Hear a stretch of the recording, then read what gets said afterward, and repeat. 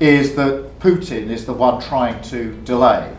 And in a sense, and you all know this, if Putin is serious about peace, it's very simple.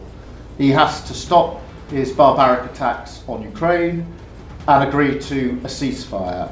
British Prime Minister Keir Starmer has once again rallied global leaders for urgent talks in the war in Ukraine.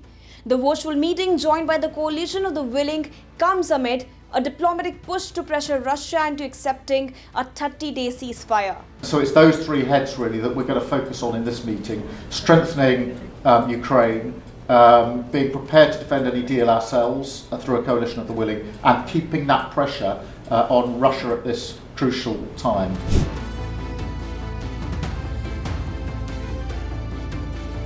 Around 25 countries, including key European allies, Australia, Canada, New Zealand and Ukraine joined the talks.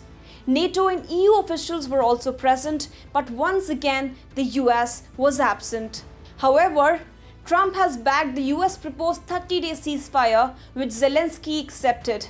I think we're doing well, as you have been hearing about Ukraine. I think we're doing now well with Russia. We're speaking with President Putin. We want to get the war over. Russian President Vladimir Putin has expressed support for a ceasefire in principle, but has insisted that key conditions must be met first. Meanwhile, US Secretary of State Marco Rubio remains cautiously optimistic about discussions between Putin and US envoy Steve Witkoff.